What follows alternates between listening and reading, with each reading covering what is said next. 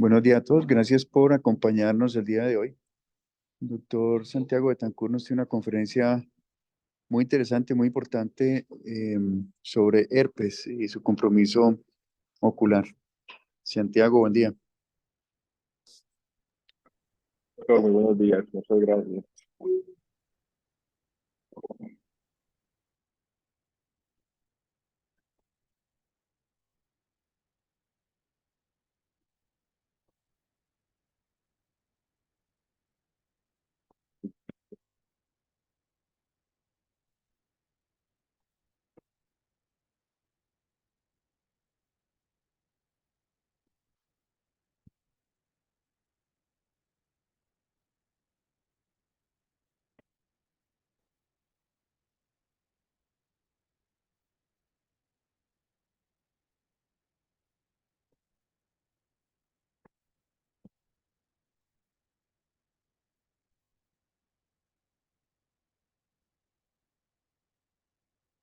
Listo.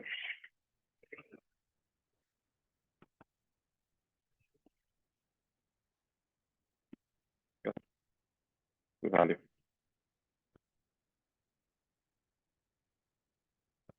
Ahí tengo el audio prendido.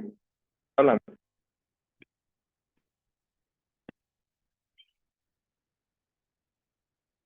Listo.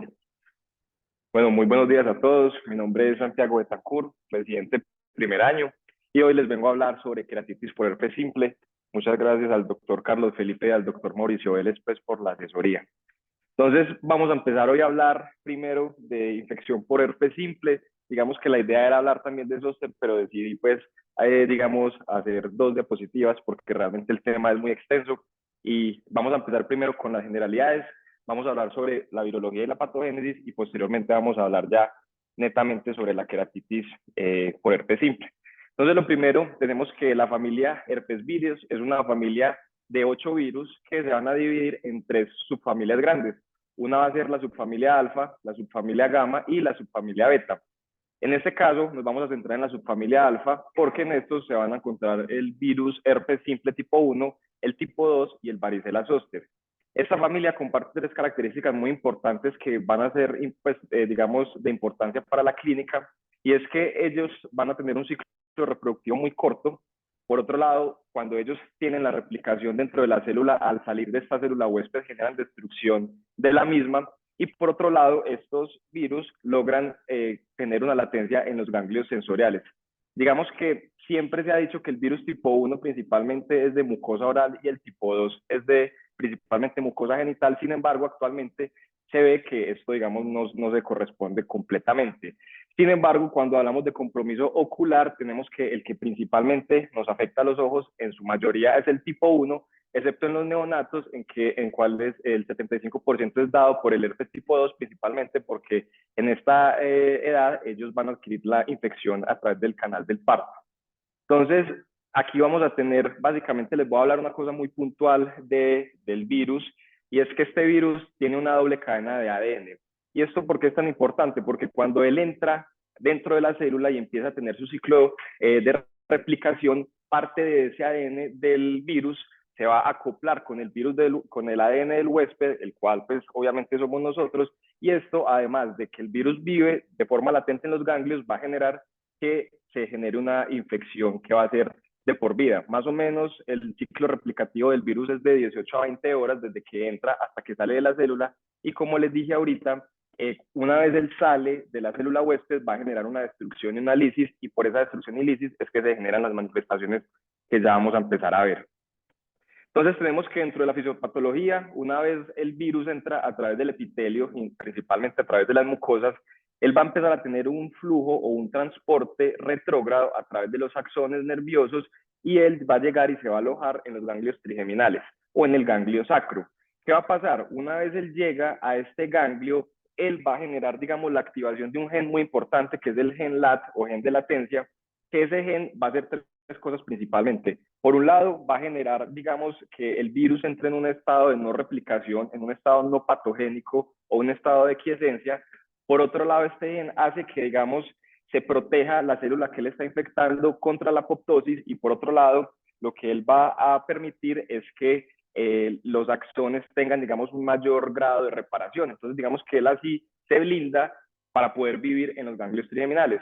Esta infección puede durar toda la vida, por muchos años. Sin embargo, en algún momento que aparece un desencadenante o un trigger, se va a generar un proceso de reactivación, y en esa reactivación él pasa de un estado no patogénico, porque el gen LAT se inhibe, y vuelve a tener replicación, y al tener replicación él vuelve a tener un transporte, digamos, al revés, o sea, un transporte anterógrado, y vuelve hacia el epitelio y afecta pues y genera las manifestaciones. Algo importante es que por donde entra el virus puede ser una vía completamente diferente a la manifestación de la recurrencia. ¿Y eso por qué es tan importante? Porque generalmente las personas se van a infectar a través de mucosa oral y genital, pero pueden tener la manifestación en cuanto a la recurrencia en otra parte. En este caso sería, por ejemplo, a nivel ocular.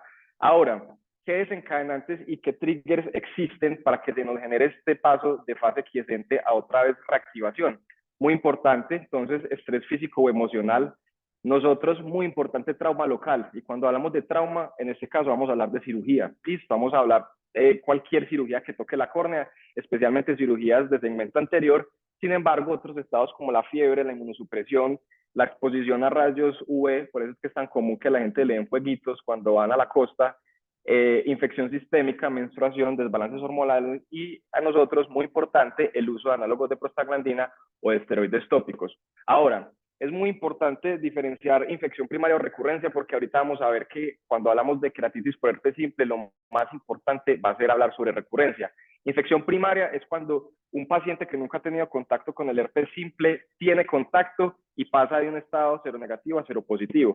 En cambio, la recurrencia es cuando ya se nos genera la reactivación porque el paciente ya tuvo un contacto previo, y, como les dije, esto va a ser muy importante en la fisiopatología de la queratitis herpética. Entonces, a nivel pues, de la epidemiología por herpes simple, la seroprevalencia es muy grande, casi llega hasta el 90%, obviamente dependiendo del lugar y de la edad. A mayor edad y a menor nivel socioeconómico, la prevalencia es más grande. En Estados Unidos es casi el 55%, y lo más importante es esto: la infección primaria es completamente asintomática en el 94% de los pacientes. Entonces, casi que de toda esta sala, todos hemos tenido casi que contacto. Podría haber uno que nunca tuvo contacto, y por lo tanto, al todos haber estado en contacto con el herpes, todos estamos en riesgo de generar queratitis herpética.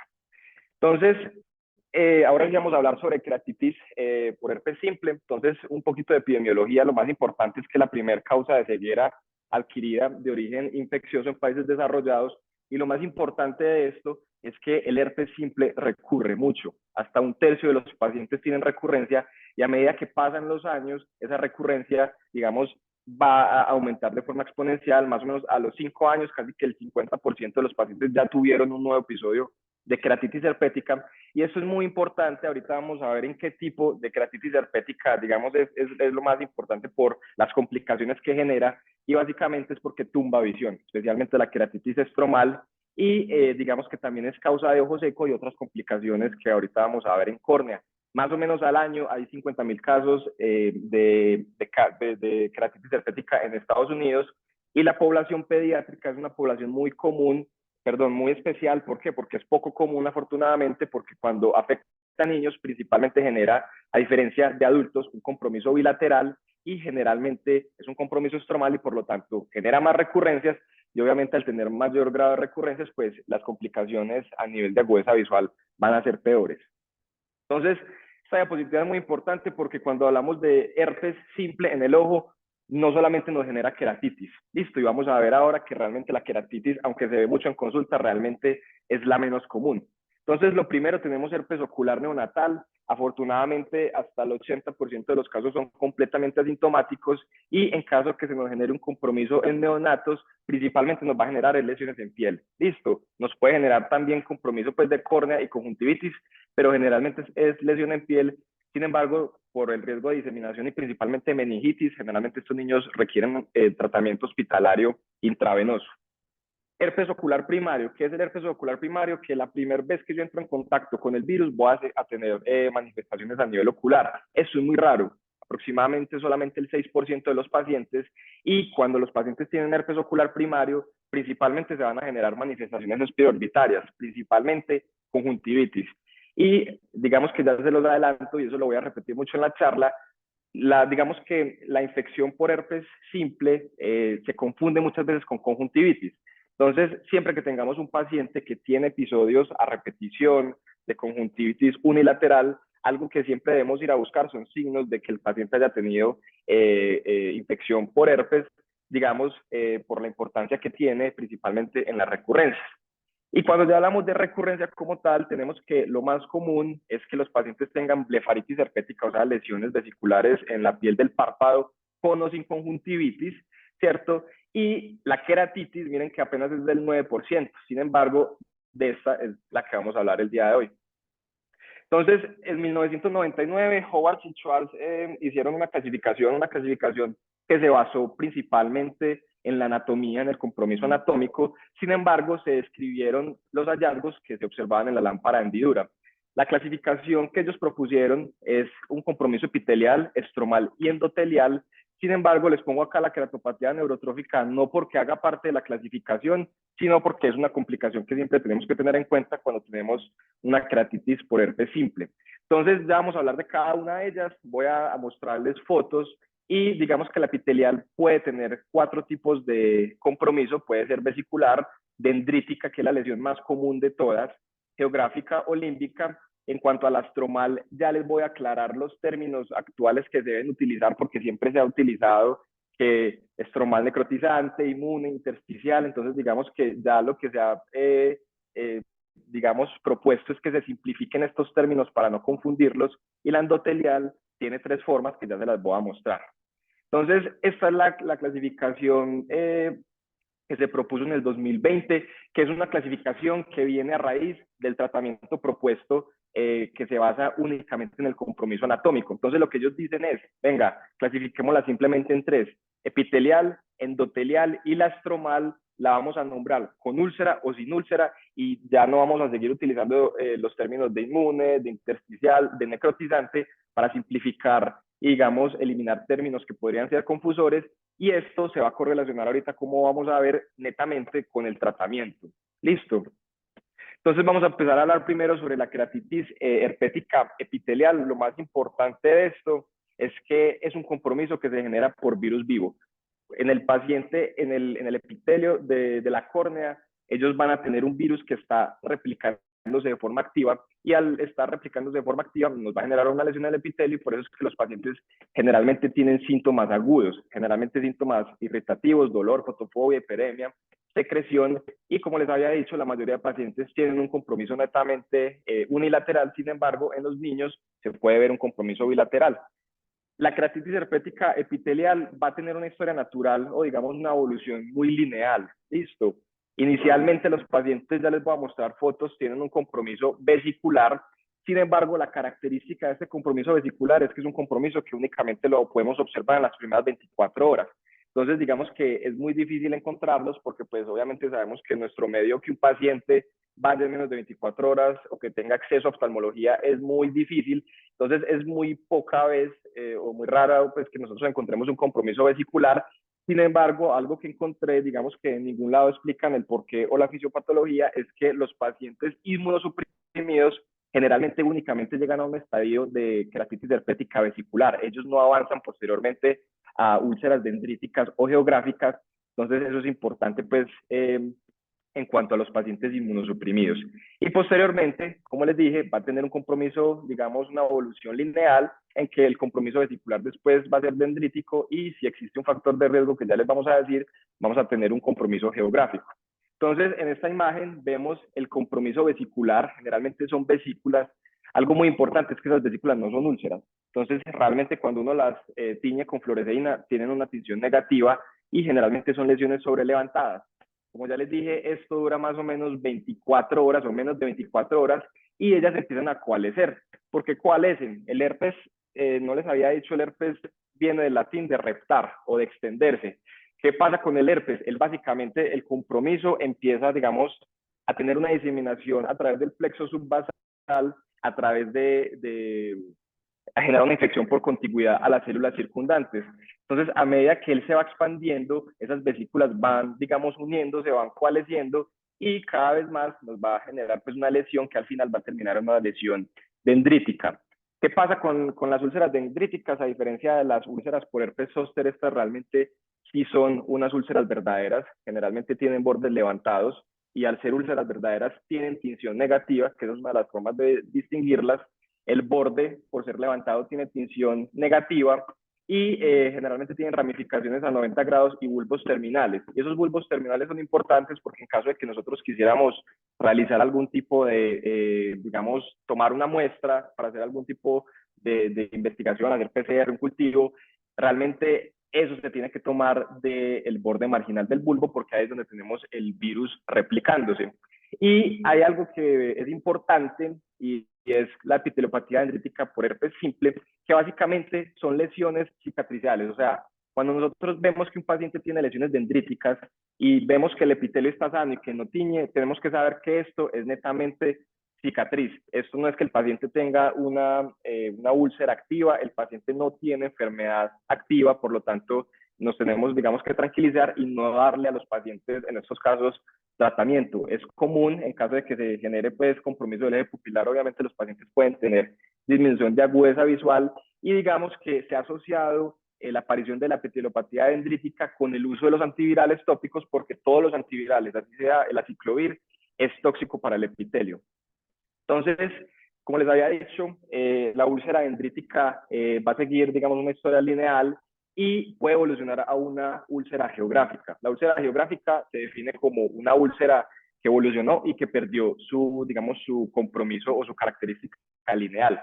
Obviamente estos pacientes van a ser mucho más sintomáticos, el tiempo de recuperación va a ser mucho mayor y lo que se ha visto o la asociación que se ha hecho es que cuando los pacientes tienen un compromiso dendrítico y se les aplican esteroides, que es muy común, por ejemplo, que el paciente vaya al médico general a urgencias por un ojo rojo doloroso, le dan triconjugado, le dan esteroides y esos son los pacientes que nosotros los terminamos viendo es con úlceras principalmente geográficas.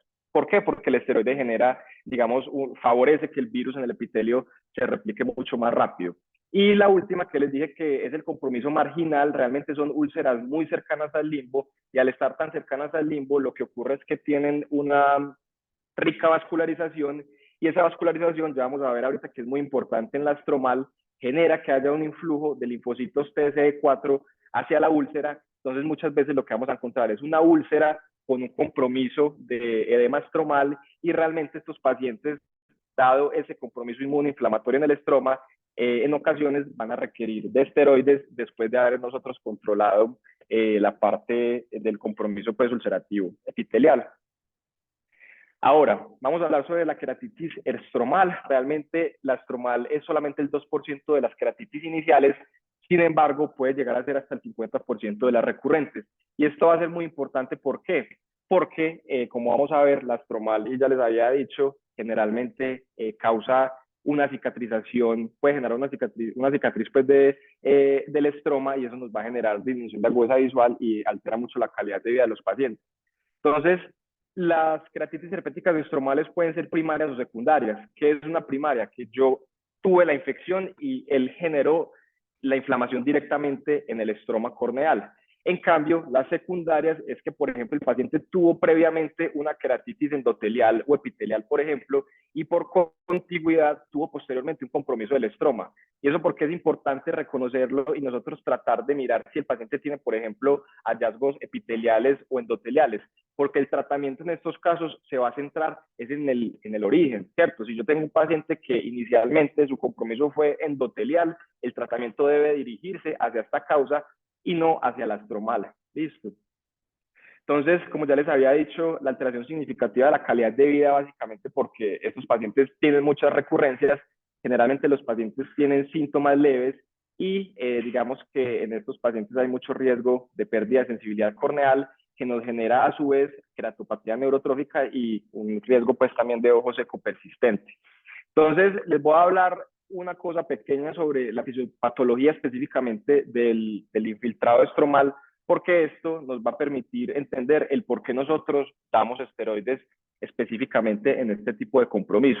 Entonces, inicialmente nosotros podemos, como ya les había dicho, es muy raro que el compromiso de la córnea por primera vez sea estromal, generalmente nosotros tenemos un episodio de keratitis epitelial previa. ¿Qué pasa? En este caso se genera toda la replicación viral y quedan en el estroma ciertas partículas virales de forma, digamos, quiescente o latente en el estroma, ¿cierto? El paciente resuelve su compromiso epitelial y ante un desencadenante, que fue los que vimos, esas partículas virales que están en el estroma generan una respuesta inmune dentro del mismo estroma y esto genera principalmente un influjo de linfocitos TSD4. Esos linfocitos TSD4 llegan al estroma y empiezan a generar, obviamente, digamos, una oleada de producción de citoquinas y sustancias proinflamatorias y eso va a generar que el estroma tenga una inflamación que usualmente es una inflamación que va a ser crónica y recurrente y obviamente al recurrir esto va a generar un ciclo vicioso en el que a mayor inflamación va a ser mayor respuesta inmune, se producen más citoquinas proinflamatorias y esto va a permitir que la inflamación persista. ¿Y esto por qué es tan importante? Porque ya lo que ya les he repetido varias veces, el riesgo tan alto de pérdida de agudeza visual con cada recurrencia, especialmente de los pacientes que tienen keratitis estromal. Entonces, como ya les había dicho, a nivel pues ya de los hallazgos se va a dividir en dos, pacientes que tienen keratitis estromal con úlcera, ¿cierto? Y los que no tienen úlcera. Entonces, básicamente lo que se cree es que cuando los pacientes tienen una keratitis estromal con úlcera, es básicamente porque hay una respuesta muy grave inflamatoria y hay invasión directa del estroma corneal con virus que se está replicando de forma activa. Estos pacientes entonces van a tener muchísimo riesgo de, obviamente, generar necrosis, de generar melting corneal y tienen mucho riesgo de tener o avanzar hacia una perforación aguda.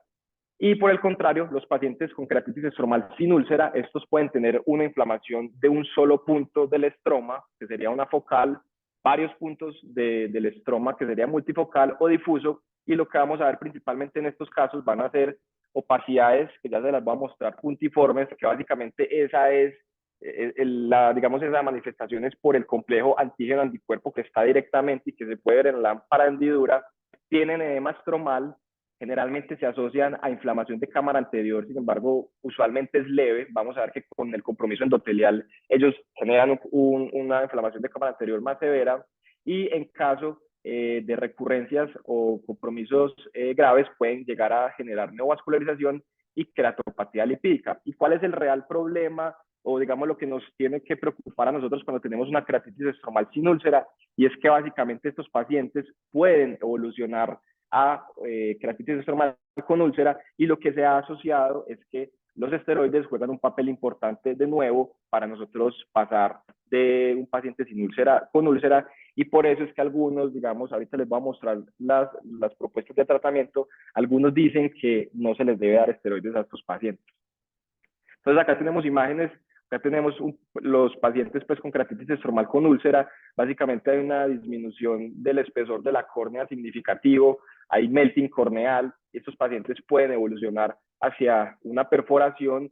El diagnóstico diferencial más importante son keratitis infecciosas, principalmente las bacterianas, y hay ciertos casos en los que pueden llegar a tener una evolución muy rápida y pueden llegar a perforarse muy rápidamente. Y aquí vemos entonces los pacientes con keratitis estromal sin úlcera, estos punticos que les decía acá que se ven en el infiltrado estromal son los complejos antígeno-anticuerpo. En algunos casos se puede generar anillo inmunológico, que esto no es específico de keratitis por herpes simple. Hay otras manifestaciones que pueden generar también anillo inmunológico. Y acá en las de abajo vemos entonces el compromiso y el edema estromal. Aquí sería multifocal y acá tendríamos un compromiso focal ya con neovascularización, ya sea por una reacción muy grave o por episodios repetitivos. Y por último, en cuanto a la keratitis herpética endotelial, realmente sabemos que lo que se genera es una inflamación del endotelio, pero todavía la fisiopatología no está bien descrita. No sabemos si acá es por digamos, por un infiltrado de virus activo o por partículas del virus que generan la inflamación. Sin embargo, lo que sí sabemos es que hay tres características esenciales que son los precipitados queráticos. Sobre los precipitados queráticos va a haber edema estromal y estos pacientes van a tener iritis y por lo tanto son pacientes que, al igual que la epitelial, son muy sintomáticos. Y en casos ya de episodios severos o de recurrencias, obviamente pues entonces pueden tener neovascularización y por el compromiso endotelial La inflamación genera pérdida de células endoteliales y esto puede generar edema corneal, que en muchos casos, en caso pues, de que sea recurrente, puede evolucionar hacia un edema corneal intratable.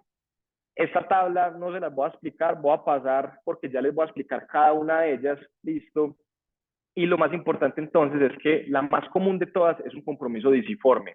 Generalmente, como ya les dije, tienen iritis y por lo tanto los pacientes son un poquito más sintomáticos y estos pacientes pueden tener una inflamación asociada de la malla trabecular y por lo tanto puede asociarse con una elevación de la presión intraocular y como les había dicho, los compromisos, digamos, tanto del anillo inmunológico como una keratitis disiforme puede confundirse mucho a cierto compromiso pues de herpes zóster. Sin embargo, lo importante es que afortunadamente la keratitis endotelial disiforme responde muy bien a los esteroides y a los antivirales y pues tiene muy buen pronóstico.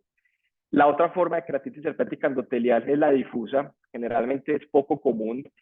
Siempre lo que nosotros tenemos que buscar en cualquiera de las tres es que hagan precipitados queráticos y encima del precipitado específicamente el edema corneal. Sin embargo, en esta que es difusa, en algunos casos se puede generar una presentación muy severa en los cuales se hace un infiltrado, digamos, muy denso en forma de placa retrocorneal y que se puede llegar a asociar incluso a hipopion. Sin embargo, a pesar de que la presentación puede ser inicialmente muy severa, estos pacientes también tienen muy buena respuesta al tratamiento con esteroides y al tratamiento antiviral. Sin embargo, los pacientes con keratitis endotelial lineal, que básicamente lo que encontramos es un compromiso de precipitados queráticos lineal, puede ser incluso, pues no necesariamente tiene que ser una línea, sino que pueden ser festoneados.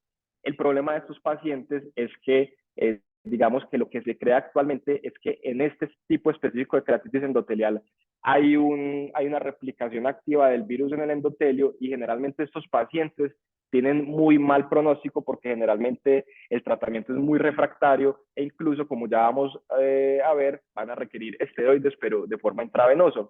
Y generalmente ese compromiso de precipitados keráticos empieza a nivel del limbo y posteriormente empieza a avanzar hacia el centro de la córnea. Entonces, ya viendo las manifestaciones clínicas, vamos a empezar a hablar sobre el diagnóstico y el tratamiento. Entonces, lo primero es el diagnóstico. El diagnóstico es sencillo porque es netamente clínico. Es básicamente con la observación en la lámpara de hendidura. Existen pruebas complementarias. El gol estándar, digamos que es el cultivo viral. Sin embargo, el cultivo viral tiene muchos problemas. Es que la dificultad para realizarlo, generalmente un cultivo viral puede durar más de 10 días. Tiene muy buena especificidad, pero tiene muy mala sensibilidad y todas estas pruebas complementarias, a excepción de los anticuerpos séricos, únicamente van a servir para compromiso epitelial, porque nosotros obtenemos la muestra directamente del epitelio. Sin embargo, como ya les dije, ninguna de ellas tiene muy buen rendimiento y el diagnóstico es netamente clínico con los hallazgos pues en la lámpara de hendidura. En cuanto al tratamiento, digamos que el tratamiento ha tenido muchos cambios a partir de 1950 que salieron los antivirales. ¿Por qué? Porque antes de esta era se describieron muchos tipos de tratamientos o de intentos de tratamientos para la keratitis por herpes. Se han descrito tratamiento con electrocauterio directamente en las lesiones.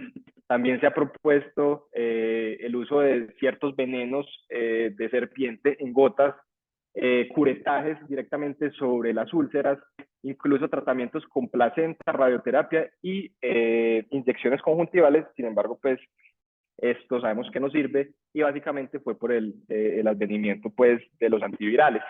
Entonces, básicamente los antivirales, los típicos, los que generalmente nosotros manejamos, que es el aciclovir, el ganciclovir, el vanganciclovir, básicamente estos son análogos de nucleósidos que lo que van a hacer es inhibir la ADN polimerasa y al generar la inhibición de esta enzima, lo que vamos a tener es una inhibición de la replicación viral. Estos medicamentos nunca van a curar la infección latente, ¿listo? Entonces, tenemos un paciente que de entrada tiene un virus que vive de por vida en los ganglios y tenemos medicamentos que no curan la infección, entonces digamos que ahí es como el problema actual que tenemos con el herpes y pues con muchos virus.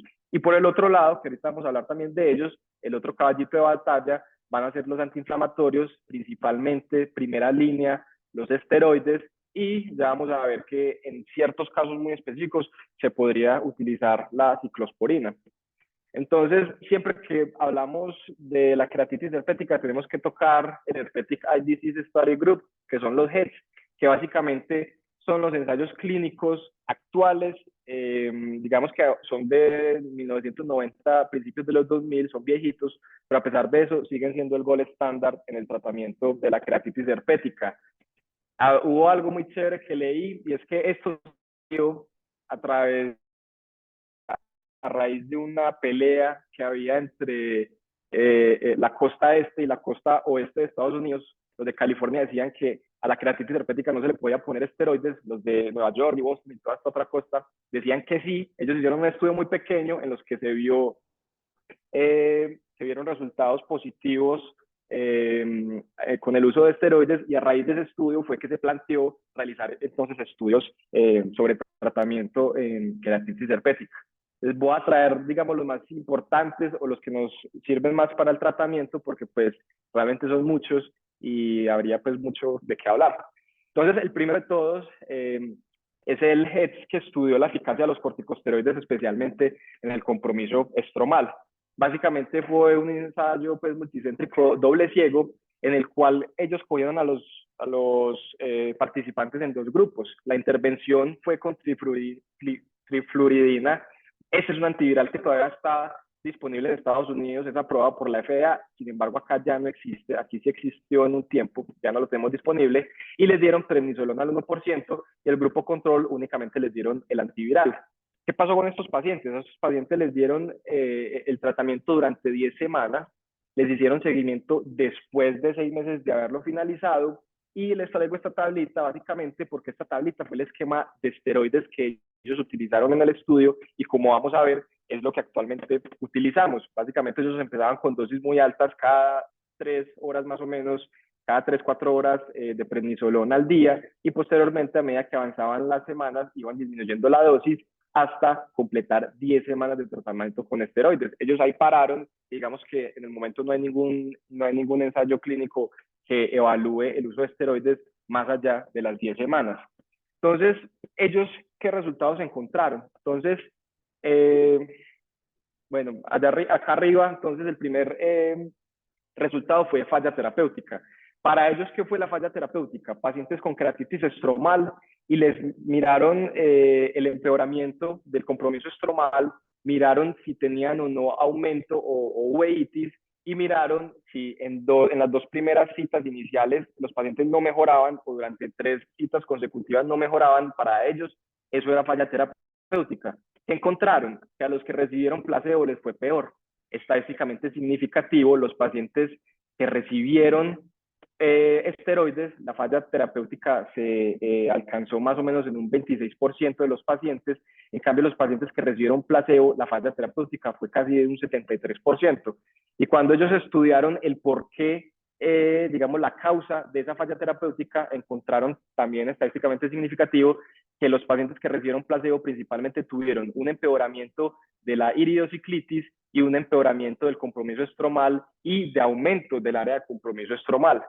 Por otro lado, ellos también evaluaron el tiempo de resolución de infección activa. ¿Qué encontraron ellos? Que a los pacientes que recibieron esteroides, la resolución de su actividad de la enfermedad era mucho menor, 26 días versus 72 días. Los pacientes que recibieron placebo, estadísticamente significativo. Sin embargo, cuando ellos fueron a evaluar en cuanto al desenlace de agudeza visual, encontraron que no había ningún tipo de diferencia. Entonces, digamos que fue el estudio inicial. La conclusión de ellos fue que los esteroides tópicos en queratitis estromal lo único que hacía era generar una resolución más rápida de la enfermedad, pero no tenía ningún impacto sobre la agudeza visual. ¿Qué es importante de este estudio? Que en la discusión ellos dicen que cuando le empezaron a hacer el seguimiento a los pacientes, más o menos entre el 50 al 70% de los pacientes, luego de suspender el tratamiento por 10 semanas, tenían recurrencias. Entonces, ellos dicen incluso que algunos pacientes se volvían dependientes de los esteroides, y eso es muy importante porque aunque las guías nos digan que hay que dar 10 semanas de tratamiento, ellas especifican muy puntualmente que debe ser mínimo por 10 semanas, porque la mayoría de pacientes con queratitis estromal van a tener empeoramiento una vez nosotros le quitamos la dosis del esteroide, y como les dije, hay algunos que incluso van a ser dependientes a esteroides. Entonces, este es el cuadro de tratamiento de la queratitis herpética. Este es de la guía del Massachusetts Eye and Ear, que es avalado pues por la academia. Realmente es un artículo pues que se lo recomiendo a todos. Sin embargo, yo acá pues les traigo el resumen, incluso les traigo la dosis profiláctica y la dosis para herpes zóster. Yo ahorita pues se las mando para que les quede más bonita. Entonces, a partir de esta propuesta de tratamiento, ahorita vamos a ver también la propuesta de los franceses, que varía tres cositas muy especiales, fue que la nueva clasificación simplemente nos dice, vamos a tener queratitis herpética epitelial, estromal, endotelial, y la estromal con úlcera o sin úlcera. Entonces, por eso les dije que la clasificación se correlaciona con el tratamiento. Entonces, lo primero es la queratitis epitelial. Ya les dije que existe una replicación activa, por lo tanto, nunca podemos utilizar esteroides. Eso es de las cosas más importantes que tenemos que tener en cuenta. En estos pacientes vamos a utilizar antivirales, y lo más importante, que va a ser una de las conclusiones, es que no sigamos dando esteroide tópico y esteroide sistémico. ¿Por qué? Porque no sirve para absolutamente nada. Listo, ya los estudios nos han mostrado que eso no sirve. Entonces lo que tenemos que hacer nosotros es elegir o tópico u oral, y ya les voy a decir en qué pacientes vamos a preferir o en cuáles vamos a preferir el oral. Entonces tenemos aquí el aciclovir tópico 5 veces al día por 10 días. Si nosotros elegimos ganciclovir, es 5 veces al día hasta la epitelización completa. O sea, si elegimos ganciclovir a sus pacientes, hay que hacerles un seguimiento estrecho cada más o menos 48, 72 horas, porque cuando el paciente vuelva a epitelizar, hay que bajar la dosis a 3 veces al día por 7 días más, y máximo 21 días, por lo que les dije de la toxicidad de los antivirales y el riesgo de epiteliopatía dendrítica. Y en cuanto a los antivirales orales, aquí la dosis va a depender si es dendrítica o si va a ser geográfica, porque los pacientes con úlceras geográficas van a requerir un tratamiento tanto más alto pues en dosis como en días. Entonces, aciclovir para las úlceras dendríticas es de 405 veces al día por 7 días, pero la geográfica es el doble, 805 veces al día por 14 a 21 días. En cuanto a la queratitis estromal, entonces ya vimos sobre la importancia de los esteroides. Siempre vamos a dar entonces un antiviral sistémico y un esteroide tópico asociado. Y lo más importante es que, como les dije, el tratamiento mínimo es por 10 semanas, y obviamente existe un riesgo de aumento de presión intraocular, y por eso es que a estos pacientes les tenemos que dar antiglaucomatosos o pues de entrada, o realizar un seguimiento estrecho para nosotros poder hacerle seguimiento a esa presión intraocular. Entonces acá vamos a empezar con el esteroide tópico. Como les había dicho, va a depender si el paciente tiene úlcera o no tiene úlcera.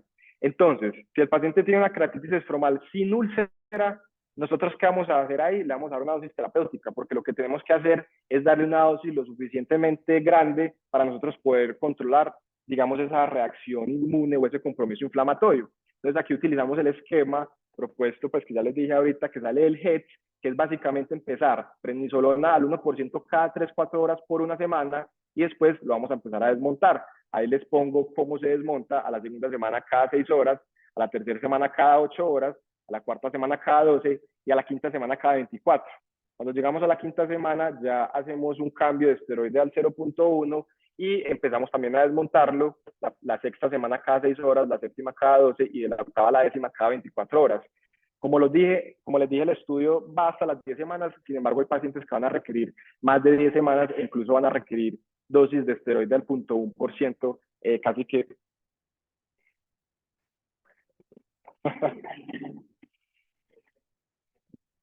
Acá en que los pacientes llegan a la 10ª semana y hay algunos que van a requerir entonces generalmente pues un tratamiento de forma prolongada, incluso con esteroides al 0.1 de forma pues ya así que crónica.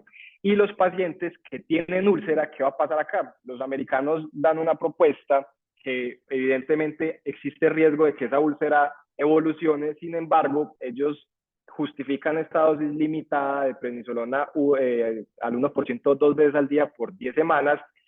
Solamente ellos mencionan un estudio de 15 pacientes en los que les fue bien, pero básicamente esa es la única evidencia que tenemos, y por eso es que ellos la recomiendan. Sin embargo, como les dije ahorita, los europeos dicen que a sus pacientes con úlcera no se les debe dar esteroides. Sin embargo, por la fisiopatología, digamos que sí sería importante controlar el proceso inflamatorio.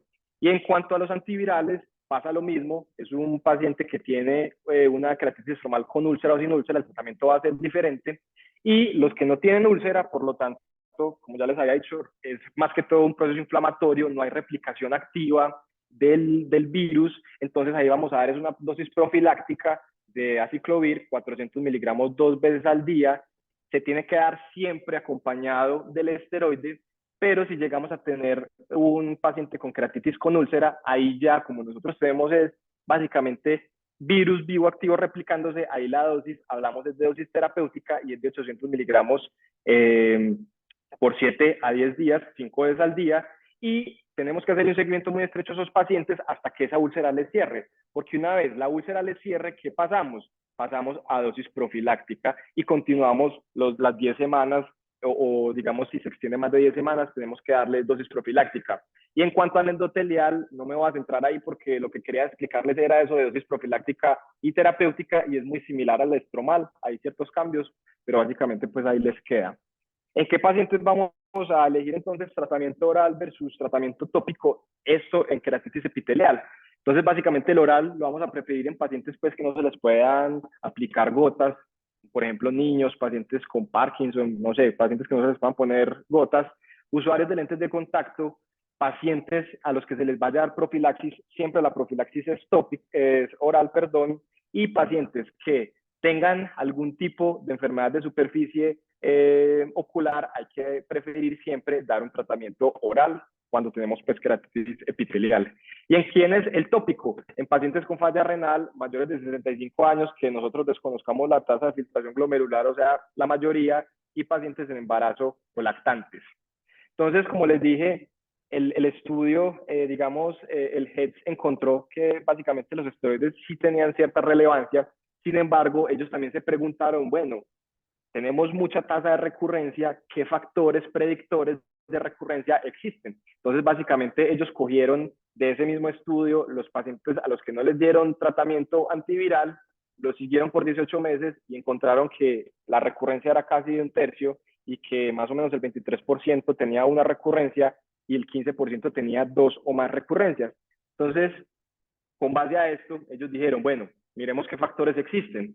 Esta primera tabla es la tabla de keratitis epitelial, esta abajo la de keratitis estromal. Básicamente lo que ellos encontraron es que en cuanto a factores predictores de recurrencia de keratitis epitelial, ni el sexo, ni la edad, ni el origen pues, de donde ellos venían, la etnia, ni haber tenido un episodio de keratitis epitelial previa era factor de recurrencia. Sin embargo, cuando ellos analizaron los pacientes con keratitis estromal, ellos encontraron que haber tenido, aunque sea un episodio de keratitis estromal, eso ya da un factor de riesgo muy grande para posteriormente una recurrencia estromal y obviamente, como ya les dije, la keratitis estromal genera alto riesgo de edema y de infiltrados a nivel del estroma, obviamente altera de forma significativa la calidad de vida y como vemos acá, al tener mínimo un episodio de keratitis herpética estromal, eso ya tiene un OR de 5.90 y 2 o 3 veces llega casi al 11 y haber tenido 4 episodios ya tiene un OR de casi 17. Entonces no hay asociación con edad, sexo, raza, haber tenido herpes epitelial y aquí vemos pues, la gráfica de estos resultados en los que los pacientes con keratitis epitelial, por más episodios que tuvieran, eso no es factor de riesgo de recurrencia, en cambio la estromal es factor de riesgo y miren que cada vez es exponencial y el riesgo es muchísimo más grande. Entonces, al ver ellos esto, dijeron, bueno, entonces, ¿qué vamos a hacer con estos pacientes que tienen keratitis estromal si es tan recurrente y si tumba o genera pues tanto riesgo de disminución de agudeza visual? Ellos dijeron, bueno, vamos a darles aciclovir de forma profiláctica a ver si eso funciona. Básicamente, ellos les dieron un esquema de 400 miligramos 2 veces al día. El control, obviamente, pues fue placebo y ese tratamiento se lo dieron por un año. Les hicieron seguimiento cada 3 meses hasta 18 meses y lo que ellos miraron fueron las recurrencias pues oculares en los pacientes que tuvieron ese compromiso en el último año. ¿Qué encontraron? Todos esos hallazgos son estadísticamente significativos. Por un lado, encontraron que la probabilidad de recurrencia ocular, o sea, no solamente en córnea, sino a nivel ocular pues fue menor en el grupo de aciclovir versus el placebo. Y este es el resultado más importante porque lo que ellos encontraron fue que la probabilidad de que una keratitis estromal volviera a repetir con el uso de aciclovir de forma profiláctica durante un año disminuye en un 50%. Y obviamente, pues, si disminuye la probabilidad de compromiso a nivel ocular, pues, a nivel, pues, sistémico o en otras partes también va a disminuir. Y ahorita les voy a decir entonces cuándo vamos a dar profilaxis y cómo la damos. Ahorita yo les había dicho entonces que un factor muy importante, digamos, desencadenante de recurrencias son las cirugías, especialmente cirugías de segmento anterior, y lo que hizo este estudio fue principalmente entonces mirar cuánto era ese riesgo de recurrencia. Lo que ellos encontraron es que pacientes con episodios previos o incluso que hubieran tenido, por ejemplo, una varicela en la niñez, luego de una queratoplastia penetrante, el riesgo de recurrencia ocular a nivel de córnea llegaba a ser hasta del 55%, que el rechazo del injerto podía ser también muy alto, del 56%, que luego de una cirugía de catarata hasta el 40% puede llegar a tener una reactivación. Y en cuanto a cirugía refractiva, pues ellos solamente incluyeron un estudio en el que encontraron 0%, sin embargo este hallazgo hay que cogerlo con pinzas porque en ese estudio ellos utilizaron profilaxis, entonces no es algo pues que nos sirva, porque realmente en la literatura sí se describe que después de la CIC o PRK los pacientes tienen riesgo de recurrencia. El problema de este estudio es que la mayoría fueron ensayos retrospectivos, sin embargo, lo que ellos recomiendan es que siempre antes de cirugías selectivas de segmento anterior hay que preguntarle al paciente por antecedentes de infección por herpes, no solamente queratitis, sino también varicela, si está vacunado o no contra la varicela, si está vacunado o no contra el herpes, básicamente por este riesgo tan alto de recurrencia. ¿Y qué recomendaciones dan ellos? Solo hay una recomendación con un grado de evidencia alto, que es en cuanto a queratoplastia penetrante. Ellos sí dicen que los pacientes que tuvieron episodios previos hay que darles sí o sí tratamiento profiláctico 2 veces al día por 6 meses o 12 meses, 6 meses para disminuir el riesgo de recurrencia, pero si lo extendemos a 12 meses es para disminuir el riesgo de rechazo de injerto. Y ellos dan una recomendación que no está muy, pues tiene una evidencia muy baja, sin embargo es una recomendación de expertos y ellos dicen, si usted tiene un paciente al que le dio un episodio previo, aunque sea de queratitis herpética, usted lo va a llevar a una cirugía de catarata, a una cirugía refractiva, dele profilaxis. ¿Cómo? 400 miligramos 2 veces al día. Ellos dicen comenzar justo antes de la cirugía, pero en ningún momento ellos dicen si ese momento justo es cuando está en el quirófano o 2 horas antes o un día antes, simplemente dicen justo antes de la cirugía, y hay que dárselos hasta que nosotros desmontemos los esteroides que le damos al paciente en el posoperatorio. Entonces, si en el posoperatorio le vamos a dar 15 días de esteroides, hay que darle profilaxis durante esos 15 días. Si no le damos esteroides, simplemente le vamos a dar esa profilaxis por 5 a 7 días. Estas son las indicaciones, ya se las dije, voy a pasar esto acá. Y esta tabla es muy importante porque este es el tratamiento o digamos la propuesta de los franceses. 3 cosas muy puntuales que son diferentes a los americanos. Uno, ellos proponen que cuando nosotros tenemos un paciente con queratitis estromal sin úlcera, nosotros debemos empezar los antivirales y 48 horas después empezamos el esteroide. ¿Listo? ¿Esto para qué? Para, digamos, nosotros tener la protección de, o digamos, ellos son un poquito miedosos en que esa no ulcerativa, obviamente con el uso de esteroides, evolucione a úlcera. Entonces, digamos que ese es un punto de buena práctica que ellos recomiendan. Empezar antiviral y a las 48 horas empezar el esteroide tópico. Ellos acá nos dicen entonces que a quienes le vamos a dar profilaxis. Paciente con queratitis estromal que haya tenido un segundo episodio en menos de un año, le damos aciclovir 400 miligramos 2 veces al día por un año. Y el tercer punto importante es que ellos nos recomiendan hospitalizar y darles aciclovir intravenoso, dosis de 10 miligramos kilo cada 8 horas, obviamente pues acompañadas de infectología y medicina interna en los pacientes con queratitis endotelial lineal, que esta fue la que les dije que era muy refractaria, y en pacientes con queratitis estromal, con úlcera o necrotizante. Ya les voy a hablar 2 cositas más y termino, y es el uso de la ciclosporina. Existen ensayos, digamos, con muy poquitos pacientes, pero en los que se han visto buenos resultados, y la ciclosporina se podría utilizar como tratamiento de segunda línea en pacientes con queratitis estromal no ulcerativa que no hayan respondido al manejo con esteroides. Se podría llegar a considerar ciclosporina, sin embargo, pues es una indicación off-label y queda pues principalmente, considero yo ya a discreción pues de córnea. Y esta es la última diapositiva, y es que siempre nos da miedo es de la resistencia bacteriana. Listo, pero también existe resistencia a los antivirales. ¿Qué se ha encontrado? En inmunocompetentes eso es muy bajo, 0.1, 0.5, realmente pues es casi que despreciable. Sin embargo, cuando hablamos de pacientes inmunocomprometidos, esa resistencia antiviral puede llegar a ser casi, incluso en ciertos reportes, del 15%. Se genera por dos mutaciones. Básicamente lo importante es que la mutación más común se vence dando dosis más altas de aciclovir, afortunadamente, porque los que utilizan, pues los antivirales que se utilizan para esta mutación, acá en Colombia creo que solo existe uno y pues es muy difícil de conseguir. Entonces, ¿en quiénes vamos a sospechar resistencia antiviral? Pacientes con antivirales por largos periodos de tiempo, específicamente pacientes que estén en fases profilácticas, pacientes que no mejoran luego de 10 días del uso antiviral, obviamente todo esto es más que todo en inmunocomprometidos, pacientes que tengan lesiones recurrentes a pesar de una profilaxis adecuada, pacientes inmunocompetentes que tengan una presentación muy severa, generalmente queratitis estromal ulcerativa, que genere una perforación muy rápido, y pacientes inmunosuprimidos que no respondan a terapia sistémica. Ellos recomiendan hacerle pruebas fenotípicas y lo que recomiendan es, si yo sospecho esto, hospitalícelo, dele aciclovir intravenoso 10 miligramos kilo cada 8 horas, y si no responde a eso, hágale las pruebas fenotípicas y ya mire con infectología si hay posibilidad de darle Foscarnet o Cidofovir, que son los antivirales, pues, digamos, atípicos para estos casos. Entonces, para llevar a casa 6 cositas, la más importante, lo que les dije, paciente con conjuntivitis recurrente unilateral, ojo, posible queratitis herpética. No es efectivo el uso de antiviral tópico y sistémico, siempre elegir uno o el otro y digamos, mirar si hay beneficio de dar tópico o sistémico según lo que les mostré. Nunca dar esteroide en queratitis herpética epitelial. Siempre como punto de buena práctica comenzar esteroide tópico luego de 48 horas de cubrimiento pues antiviral. Esto pues en caso de queratitis estromal. La profilaxis se inicia luego de 2 episodios estromales en menos de 12 meses. Por un año tiene que ser la profilaxis.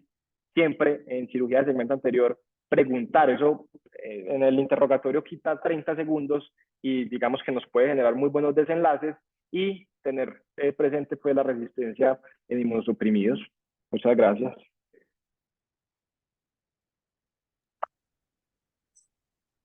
Santiago, excelente y muy buena. Nos ubica muy bien en esta patología que es bastante frecuente. Incluso ahora estamos tratando, y es lo que te iba de pronto a preguntar, que faltó, digamos, que hacer énfasis en el tema de la vacuna, porque estamos con temas enredados con esa situación. Y definitivamente el herpes es una causa de pérdida visual muy importante. Entonces, creo que esa revisión que hiciste al final con el enfoque de las recomendaciones que hay para el manejo es importante tener en cuenta y recordar que estos antivirales sí son muy tóxicos a nivel epitelial. Y muchas veces el paciente va mejorando y empieza a ulcerarse y uno piensa que es el herpes y es el tratamiento. Es difícil a veces diferenciar también eso. Me pareció muy importante la revisión que hiciste. No sé si algún otro comentario, porque yo creo que vos barriste con todos los temas.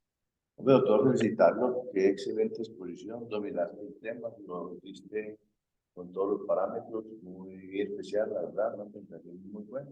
Felicitaciones. Gracias, profe. Y realmente es un tema completo.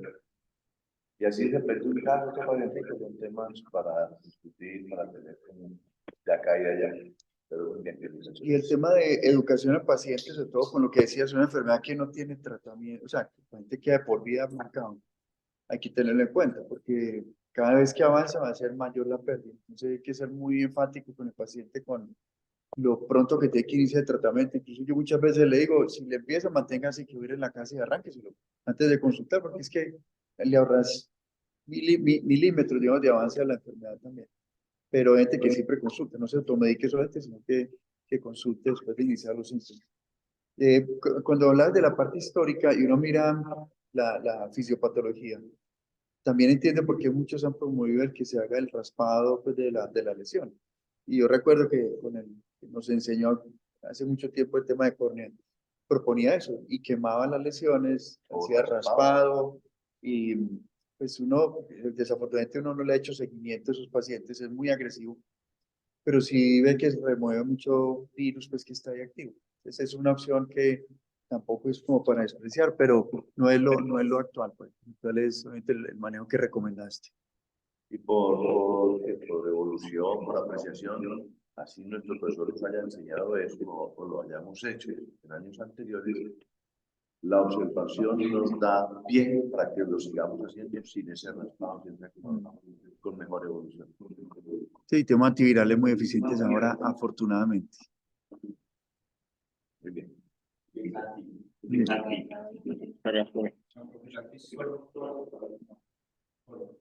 Todo pasó mal. Porque episodios de epitelial es uno factor de riesgo. Eso, pues, vaya, eso lo mostró mal. No le